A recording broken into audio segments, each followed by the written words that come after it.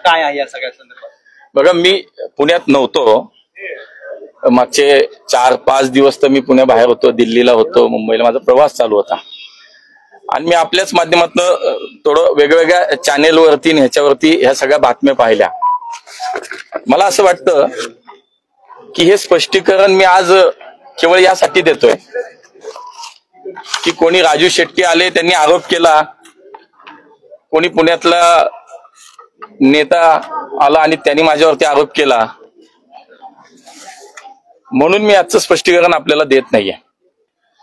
ज्या पुणेकरांनी मला निवडून दिलं, ज्यांनी माझ्यावरती विश्वास व्यक्त केलाय की आमच्या खासदारांनी चांगलं काम केलं पाहिजे, आमच्या खासदारांनी प्रामाणिक काम केलं पाहिजे, लोकभावना विचारात घेऊन विश्वासानं काम केलं पाहिजे, मला असं वाटतं या सगळ्या मागच्या 5-6 दिवसाच्या या सगळ्या वातावरणामध्ये निश्चितपणे माझ्या पुणेकरांच्या मनामध्ये सुद्धा कुठंतरी शंका आली असेल की ह्याच्यात तथ्य काय, याच्यातलं सत्य काय.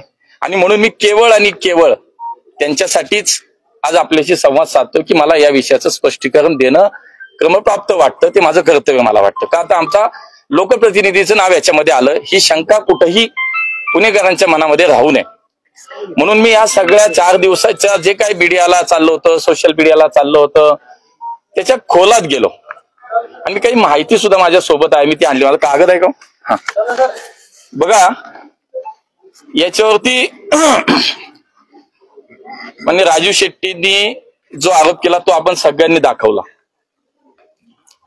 राजू शेट्टी या महाराष्ट्रातल्या, पश्चिम महाराष्ट्रातले शेतकरी नेते आहेत.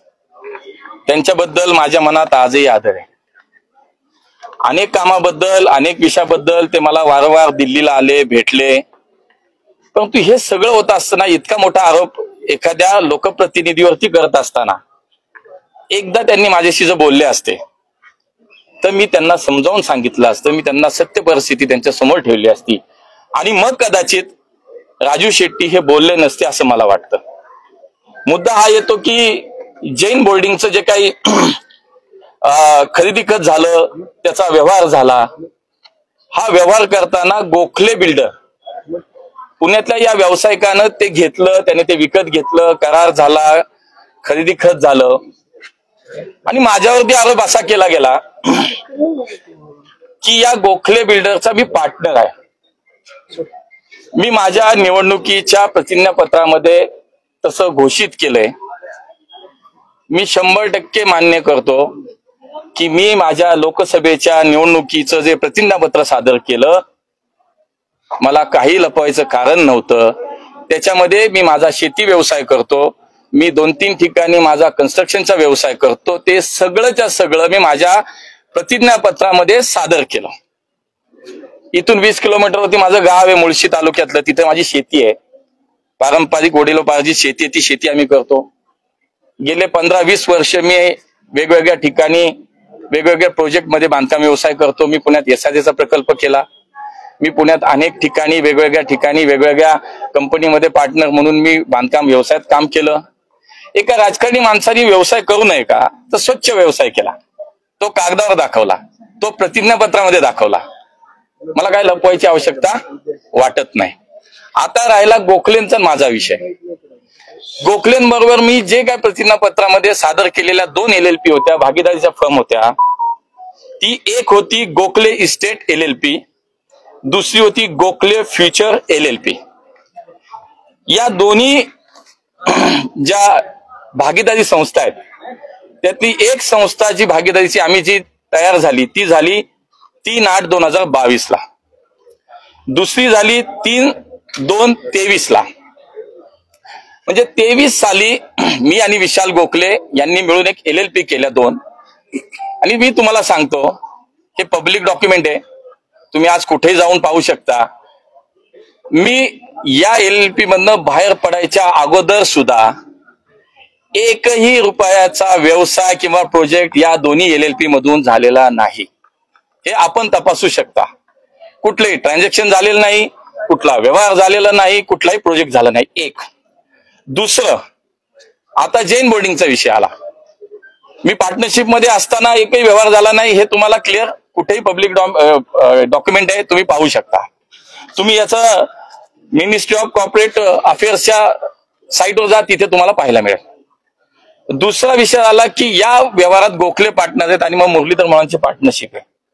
मी आपल्याला सांगतो, या दोन्ही LLPच्या राजीनामा देऊन मी 25 नोव्हेंबर 2024ला मी कागदही दाखवतो आपल्याला. 25 नोव्हेंबर 2024ला आणि दुसरं जे आहे दोन्ही 25 नोव्हेंबर 2024ला मी ह्या दोन्ही LLP मधनं बाहेर पडलो. त्याचं हे ऑफिशियल डॉक्युमेंट मी आपल्याला दाखवतो. आपण सगळे तारीख पाहू शकता, इथे तारीख दिलेली आहे. या दोन्ही LLP मधनं मी बाहेर पडलो नोव्हेंबर 2024. बरोबर.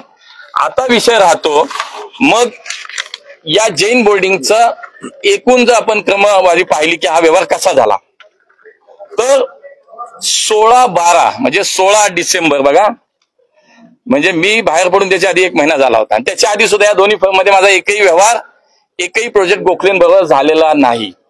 आम्ही एखादा व्यवसाय एकत्र करावा, काहीतरी प्रोजेक्ट करावा म्हणून ते करून ठेवलं होतं. लपवलंय का? नाही लपवलं. सांगतोय, क्लिअर सांगतोय. दुसरं, जैन बोर्डिंगच्या ट्रस्टींनी 16 डिसेंबरला त्यांची जी काय मीटिंग झाली, त्याच्यामध्ये जी ट्रस्टची मीटिंग झाली त्याच्यामध्ये त्यांनी हा मुद्दा डिस्कस केला. 16 डिसेंबर 2024ला त्यांनी हा ट्रस्ट ही जमीन विकसकाला द्यायचा निर्णय घेतला.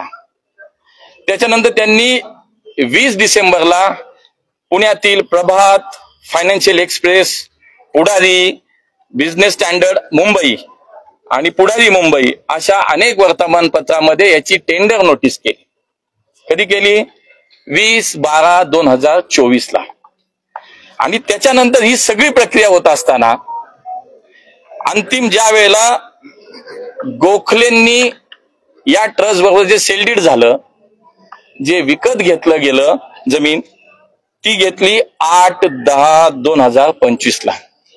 आता मला सांगा, 8/10/2025ला जो व्यवहार झाला आणि मी बाहेर पडलो 25/11/2024ला, म्हणजे 11 महिन्यापूर्वी, ज्या वेळेला हे डॉक्युमेंट होतं त्याच्या आधी 11 महिन्यापूर्वी, म्हणजे ट्रस्टनी निर्णय घेतला विकायचा त्याच्याही अगोदर जर मी त्या फर्म मधनं बाहेर पडलो आणि ती फर्म अशी आहे की त्याच्यामध्ये एकही रुपयाचा व्यवहार झाला नाही, तर मग मुरलीधर मोहोळचा या विषयाशी संबंध कुठे आला?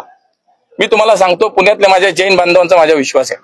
तुम्ही हे सगळं बघा, पुण्यातल्या एकाही जैन बांधवांनी आरोप केलेला नाही. मी त्यांच्यासोबत, ते माझ्यासोबत आहेत. आजही माझी त्यांच्याशी चर्चा चालू आहे. मी एक लोकप्रतिनिधी म्हणून जैन धर्मियांच्या आमच्या सगळ्या बांधवांच्या भावना ह्या लक्षात घेऊन उलट मला मदत काय करता येईल हा मी विचार करतोय.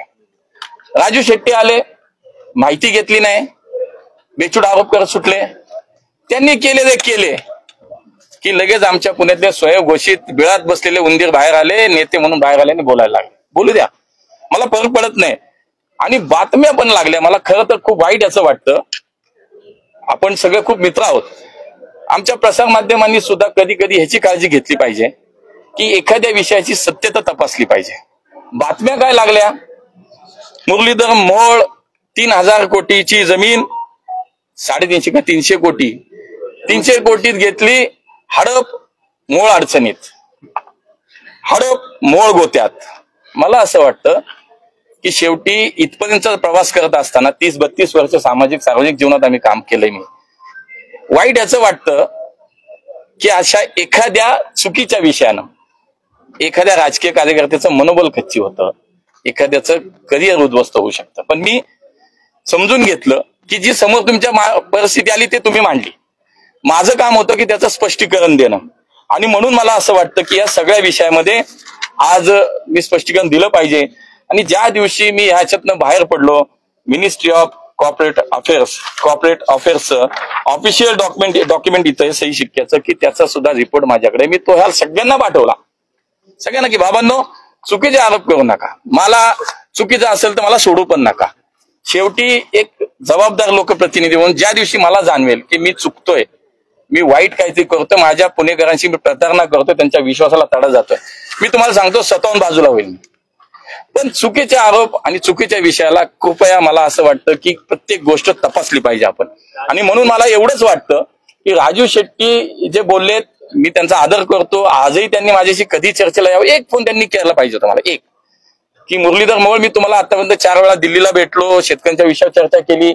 हा विषय असा की तुमच्यावर आरोप केला जातोय, तर तुम्ही एकदा बोला. त्यामुळे मला असं वाटतं की याच्यात दूध का दूध पाणी का पाणी. आता तो व्यवहार गोखले आणि ट्रस्ट हा कायदेशीर बेकायदेशीर ते कोण ठरवेल, संबंधित व्यवस्था ठरवेल. आज मला सांगा पुण्यात कुठे रेट आहे हो?